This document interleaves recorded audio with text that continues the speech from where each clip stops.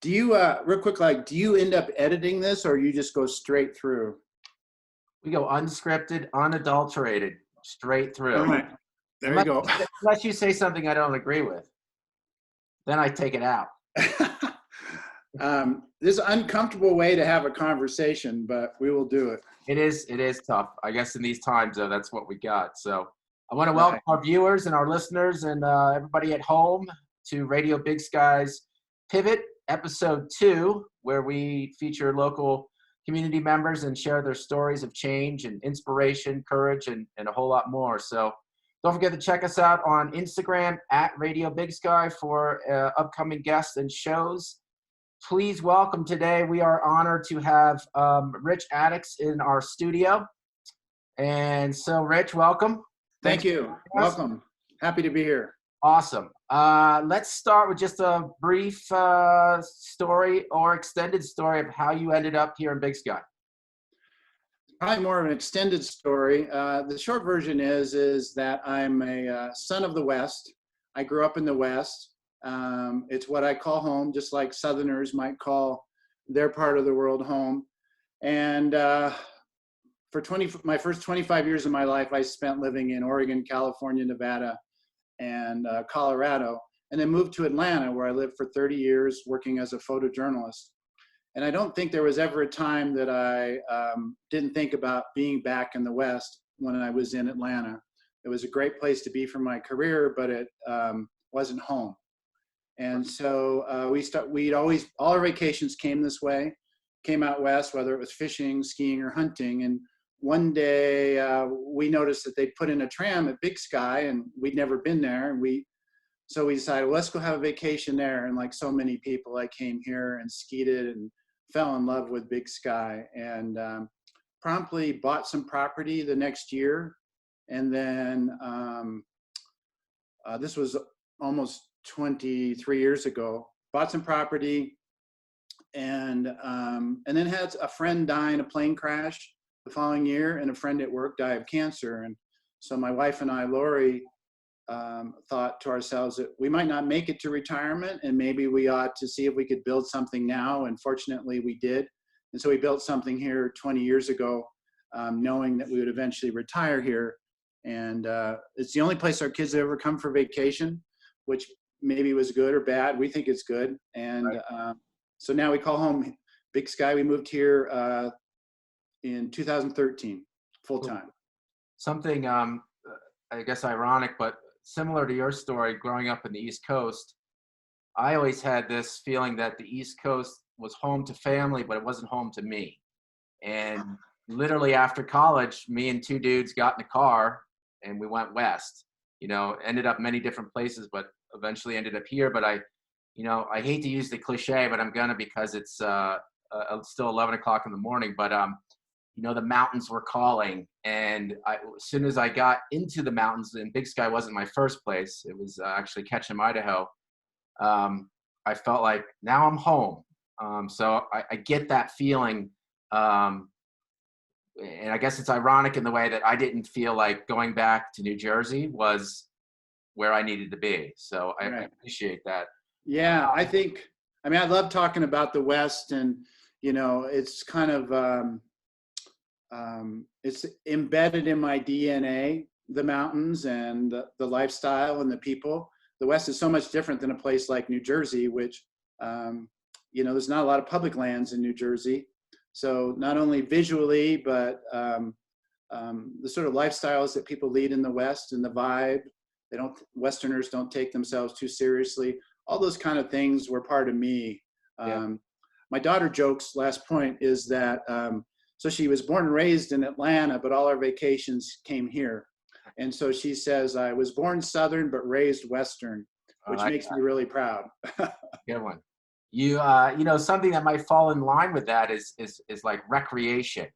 So not to say that anyone watching from back east or in the South or anywhere, Midwest, doesn't have recreation on their mind, but I feel like a lot of us who live here have this sense of recreation maybe a little bit differently than others. And maybe it's because people come here to recreate, or we just have this in tune DNA, like you said, where recreation plays a great role.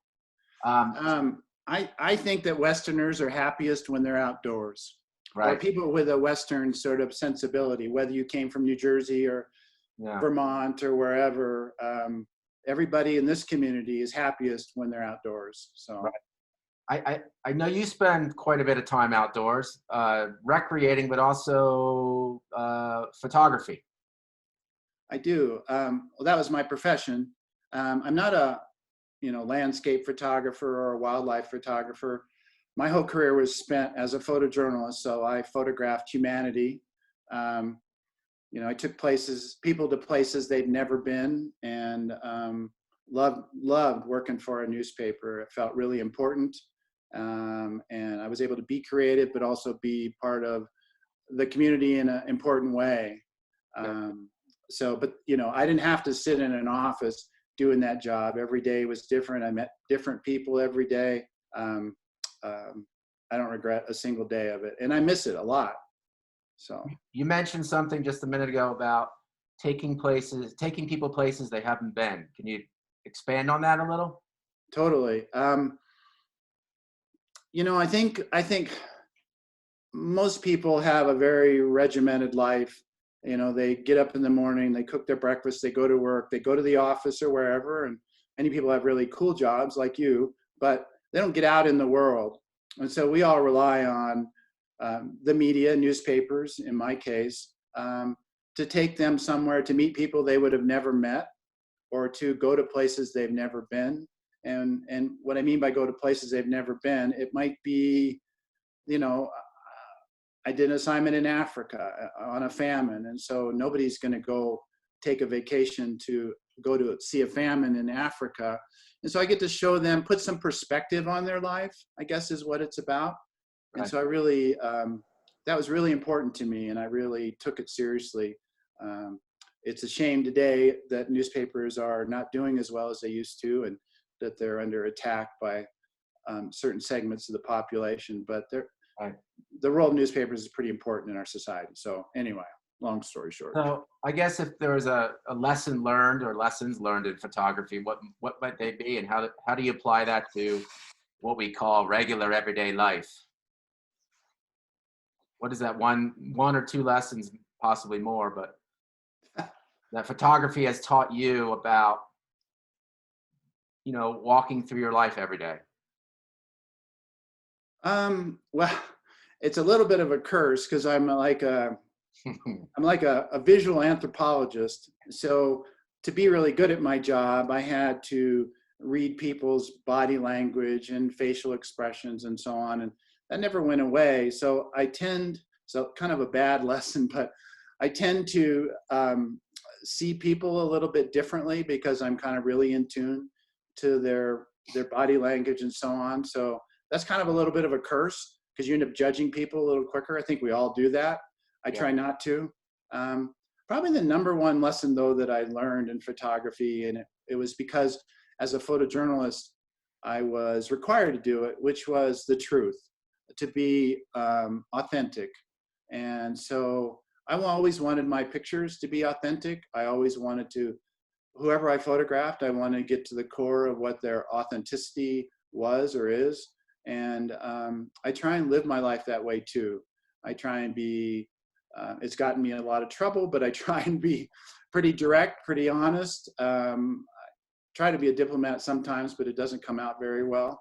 And I think sincerity and authenticity is the biggest lesson I've learned, Yeah. if that makes any sense. Do you when you see authenticity, I don't know if you see it, do you see it in expression? Do you see it in eyes? Is there a certain place where you see that, or are you talking authenticity in a bigger role of the soul in the human being? Or do we see that vision through pictures? I think, I guess that's a really great question and a hard one to answer. I think the best example I can use is when I do portraits of people. So if I do a portrait of, say, you, I try not to manipulate you at all, because at the end of the day, I really want the photograph of you to be somewhere, communicate on some kind of little level to the viewer who this person is. And my technique is I wear people out. So everybody shows up and they want to look right and they want to look good, and because they know everybody's going to see the picture, and that's not really who they are. And so I'll keep taking pictures and working it until that person kind of like gets sick of me or drops their guard. And it's usually that one moment where they relax, their body language, they get comfortable, they find that place that is them. And believe it or not, that one moment says so much about the person. And so that's what I strive for. If it's an event or something like that, I'm just looking for a real honest moment. And that's, the best photojournalism are the ones that are emotional, where people, you capture the essence of the moment. Many times it's sadness. That's the emotion that newspaper people are forced to capture the most, but lots of joy too. Mostly that comes in sports, but Yeah. anyway. How does the word vulnerability play a role into that?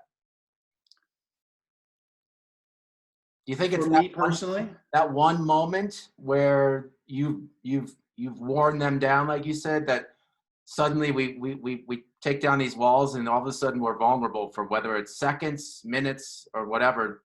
We feel like at a time of vulnerability is maybe when we're most honest. I don't know. oh, I think there might be a lot of truth to that. You know, I've covered so many tragic things in my career. And, the idea is you want to disappear. It's a cliche, but you learn how to disappear in a room. It's pretty hard sometimes when you go to the funeral of a Iraq war veteran, or not of a veteran, but of somebody who's died in the Iraq war. And you have to cover that funeral because that's the story of the moment. And you're the one in the church clicking away with your camera, moving around, trying to be discreet. Those people in that room are definitely vulnerable, and they totally forget you are there because that moment is way, way bigger than my presence in there taking a picture. Right. And if I do my job right, I take pictures of them in a manner which captures the sadness in that moment, and they never even knew that I took their picture because they were so vulnerable. And at that moment, they were taken by the moment, I guess is the best way to describe it. So not sure if that answers the question, Yeah, but it totally does. It leads me right into this part about many of us recognize a time in our lives when we use the word pivot, and maybe we don't use the word pivot. Maybe it's not in our vernacular, but I call it pivot, where we've made a change that we maybe don't go back to how we used to be in a big term, but we find a way that, wow, this is really where I want to be and where I want to be. And I'm not speaking where geographically, but where I want to be right here in my soul. Like, is there a time that you could recognize, and not to say we all have one pivot, there could be many pivots in our life, but there's one time in your life where you feel like you've made a pivot and it really defines who you are now. And it allowed you to be vulnerable, and it allowed you to be honest, and allowed you to open up and go, holy shit, I just did this pivot and now I'm here. I think pivots are pretty important in people's lives. And I think, hang on, let me fix the lights, the photographer in me. I think that pivots are really important in people's lives, and they happen all the time. Some people, maybe not as many as others, but, and I can't say I've had a ton of pivots. Certainly pivots emotionally, or a perspective pivot where I had an opinion about something and then learned differently that wasn't the truth. So that would be a small pivot. I can give you an interesting example of the small pivot, which was I grew up in the West and then moved to Atlanta, the South. The South was still fighting the Civil War, still is, and it's a very fascinating place, but I'd never been around African Americans. And I remember I had an assignment to go to a press conference, and I went to the press conference, and Andy Young was the mayor, the civil rights leader and mayor of Atlanta and U.S. ambassador.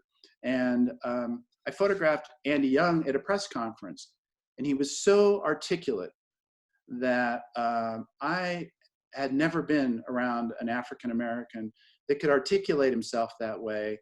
And I was so taken by him and his presence but that was a pivot for me.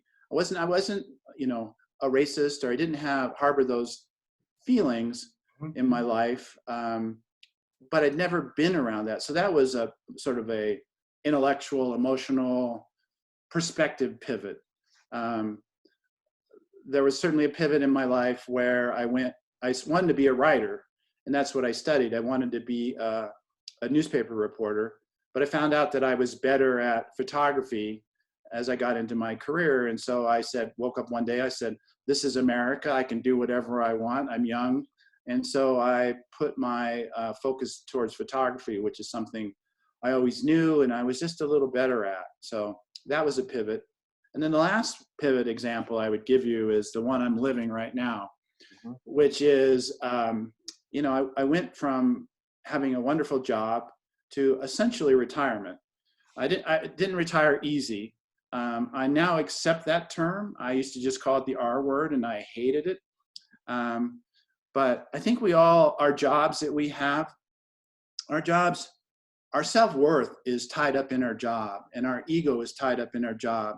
And we pull that away, and what's left? So my job was really interesting, and that probably made me an interesting person. But am I really very interesting when you take my job away? And it took me a while. My ego, it took a while to be comfortable with this idea that I wasn't working for a newspaper. And then the structure part of my life. You have structure because you go to school every day and teach kids, which is a wonderful profession. And you're part of a team. And so as I left the newspaper and headed to retirement, I lost that structure, that teamwork, and then that sort of purpose. And that's taken me a long time to adjust to. And I don't think I'm alone in that sentiment for people my age. It's almost like, okay, here I am, and you have your wife and your kids surrounding you, but here I am. What I have to be honest with myself, and what do I have? What's my worth? What's my legacy? What can I offer others? What can I offer myself now that I'm here without that team group, without the structure of a work day? So that's pretty cool. I think part of that, though, is maybe also you are allowed to open yourselves up to maybe some things that you used to really enjoy when you were younger, or things you've never tried, or things you haven't given yourself the opportunity to say, I'm strong enough, I have enough courage to do this. Sometimes that comes out in hobbies. I know you've got a little bit of a fetish and a new hobby, and I don't know if it's new. I don't know if this is a reoccurrence hobby, but music, and if you could explore that with us, because that moment in your music studio on that couch listening to an album that I probably had listened to hundreds of times in my life as a child, your geekiness that you brought out in album listening music was something that I'm still fascinated about, and I'm still wrapping that evening around my head. But give us a little bit of your newest sort of, this is fun hobby. Yeah, well, music's always been a part of my life, and I tell people all the time that music is the art that brings me the most joy. Okay. And the short version is, in the early 1970s, that was one of the ways you could listen to music. We didn't have many ways to listen to music. It was live, it was the radio, or you had to own records, maybe 8 tracks. And so I started collecting my albums, and they ended up being my friends. And those people were the poets of my life. And they were outlaws and druggies and all kinds of interesting things, but they brought me tons of joy and many times they were living the same things I was living. So I really related to music that well. I continued to collect albums and never got rid of them for some strange reason. Good advice. Yeah, and they followed me everywhere in big old crates from house to house, from city to city that we lived in. And then when I moved here, I always had a system, but I really wanted a system, put together a record or a vinyl system to play on a turntable, music to play on my turntable, that took me deeper into the music. And so that's been a real fun hobby for me. And as you mentioned, I put together a system that makes listening to music a little closer to how I used to do it, where you'd sit down and listen to an album like you might go sit down and watch a movie. But the system is such that it just takes you deeper, and it's something I've really enjoyed a lot. So you speak of systems in a band.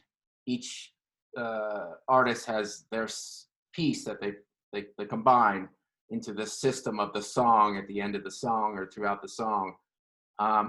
Another system that I'm thinking of is family, and I know family plays a huge role with you, and you've dedicated much of your summer or spring and even fall, those times when specifically when the game of golf is being played with your daughter. If you wouldn't mind telling us about that experience. I mean, it's as far as you loading up the camper, the Airstream, and going on the road, almost like a musician. And I think that system of family, can be related to music, where we all have our pieces we play.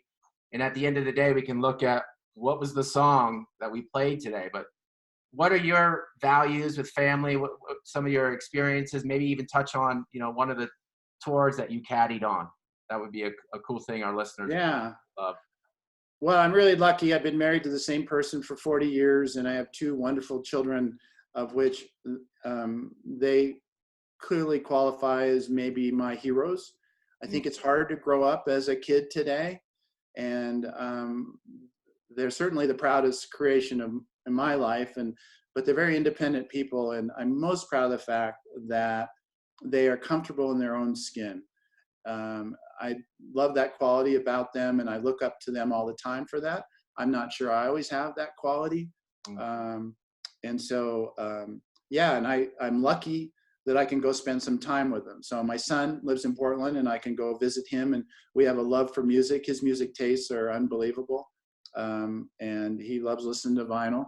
My daughter went to Seattle University, played college golf there, and decided she wanted to become a professional golfer. And that's been a crazy, fun journey for me to help her and be a part of that journey. It's stressful. Golf is a game of failure mostly. And so it's always telling you you're not worth much. And so rooting for your kid, who you always want to do well in sports, has been hard. But yeah, she'll do a series of tournaments depending on what it is, and I'll pack up and take the camper, and we'll go hang out, and I can help her in small ways. I used to caddy a little bit for her, but that might be one of the hardest things I've ever done. How's that? Well, because your kid's the boss, first of all. Right. Imagine. And but mostly I hated being that close to her when she wasn't playing well. And that happens in golf. You're never going to play great all the time. And I couldn't hide my emotions, even though I thought I was really cool and that I was doing great.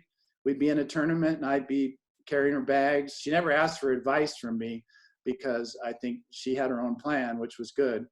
I couldn't really help her except I was just carrying the bag. But one time I remember she bogeyed a hole. She didn't play it very well. And I thought I was being really cool and not showing like I was disappointed or anything. And she turned around and she looked at me and she goes, "What? What?" I mean, she instantly knew what I was thinking. I didn't have to say a word.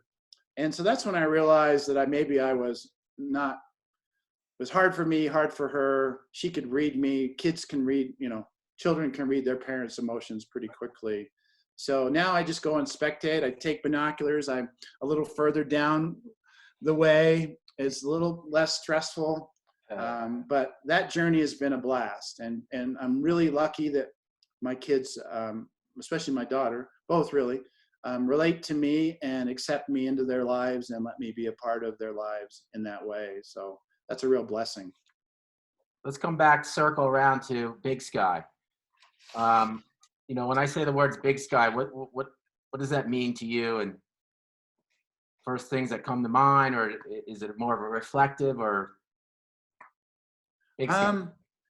When you say Big Sky, I think of home. And I don't think I ever lived anywhere where I could say that is home.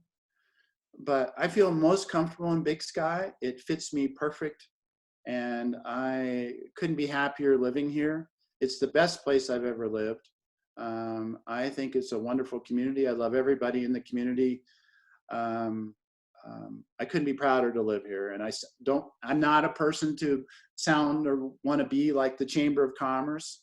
That's not me, because I'm a journalist. I kind of try to be more honest about things, but it's a wonderful place. And I will say, people like you and your wife and the people that are part of your peer group make this place a better place without a doubt. And it's great to have friends like you and know people like you guys. What do you think you've given to Big Sky? What have you given back to Big Sky after all of this that's given to you? Well, you know, this might be an extension of my life as a journalist, and I thought about this a lot. You know, we do give something to the community as a journalist in the journalism. It's different. And so I've always sort of been involved in communities, observed them from afar. I'd never really been tightly into them, but nonetheless, I was a part of a community, maybe in a different role. And I've always been one of those people that wants to give back. I kind of have this philosophy that there's two kinds of people in life. There's givers and there's takers. And I really want to be a giver. And so when I came to Big Sky, I didn't have any real plans about, I was going to see how far my career would go, but I wasn't really that interested in, doing assignments I'd already done many, many times over. And I just, by happenstance, really got involved in nonprofits in Big Sky. And that has been super rewarding for me. First started out being on the Arts Council, which I still am a member of, on their board. And I feel like I've helped them in small ways. And then was asked to be on the Gallatin River Task Force, which is a great organization. And I'd like to think that the growth of the Gallatin River Task Force was something I had a hand in helping them move forward. We need organizations like that. And then I rolled off of that board, and now I'm on the WAMPAC board. So I guess the arts is part of my life. And that board is more like an advisory board. John Zirkle has got everything taken care of, and he just bounces ideas off of us. So those are the ways I've been giving back. And then, I do little things at the school. If somebody says, hey, Rich, can you work with this photographer, this kid who wants to learn photography, or, can you speak to a class, or those kind of things. They're pretty small, but nonetheless, I do give back. And lastly, I would say one of the cool parts about living in Big Sky is that because it's a small community, somebody like me can make a small difference in a community, and it shows up, versus living in a big community where your contribution is less, if that makes any sense. Let's see that. All right, rapid fire. All right. You're on a deserted, isolated mountain town, and you're stuck at home. Top 5 albums. Oh my God, but hang on.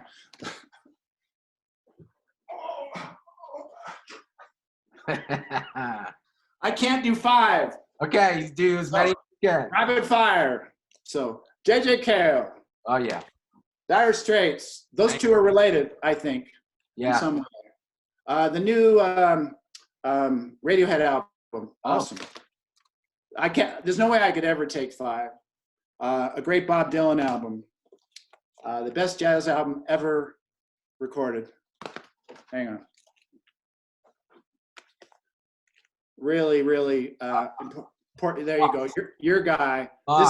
This is the best Boss album ever, and it was meaningful to me when it came out. So this is the latest Bruce Springsteen album, which is fantastic. Really different though. I haven't heard that one yet. One of the best albums of all time. Joni Mitchell. David Crosby's first album, which is Unreal. Oh, baby. R.E.M's first album. Who could go on a desert island or a mountain hideaway without the Grateful Dead? Not the Dead, yep. Couple more. Totally wore this album out in college. Wilco's Sky Blue Sky, which is a great album. Little Feat's live album. Mm-hmm. And the first band album with cover art by Bob Dylan. So I could go on and on, but anyway. That is amazing. I hope our viewers, the great thing about YouTube is you can stop and pause to write all those down after you listen to this. All right, favorite animal? Labrador Retriever, Why? because I own one. I Uh, love them. favorite food? Hamburger and French fries. Favorite place to go when not in Big Sky? That's a tough one. I like Big Sky. Gotta You know, get fun. we're gonna say, all right. Wherever my children are. Cool, good answer. What's better, chocolate or peanut butter? Peanut butter, Front country or back country? front country. Favorite author or writer or journalist? I like Rick Bass a lot, who lives here in Montana, and Cormac McCarthy, and Favorite Shakespeare. favorite candy or treat that your wife doesn't know you sneak around? You know, I don't eat a lot of candy, but probably like a Reese's peanut butter cup. Good call. Favorite Disney movie? I like Toy Story. What's the message it tells? Messages about friends and how friends who are different can get along and exist in a world. Plus, it's just a fun movie. But Awesome. Rich, I want to thank you. Although I've known you for several years, this conversation has opened up some new doors of enlightenment. If anything, I have found that your truest trait and identity is honesty, and that's hard for many people to come by. It's hard for all of us to promote that, but your honesty, your vulnerability is beyond many that I've had conversations with. So I hope that our audience gathers something from your wise words, and I want to thank you again, and I appreciate it. That was a really great conversation. We're gonna tune off from now, and thanks audience for joining in for Pivot Show number 2 with Rich Addicks. And any last words, Rich? no, thanks for having me. I love what you're doing. As you know, I'm a real proponent of the idea of maintaining the soul of this community. That, there's a lot of changes going on in Big Sky. Some are good, some aren't so good. It's controversial sometimes, but at the end of the day, we're this small community, and it's the core group of people that call this home, that give it a soul. And so you doing something like this, just talking to other community members, I think it's just an extension of that, and letting us know that there's interesting, cool, great people in this town, and we need to all stick together. Yep. If that makes any sense. So that was a lot for not. I don't have much to say about that. Yeah, well, sorry.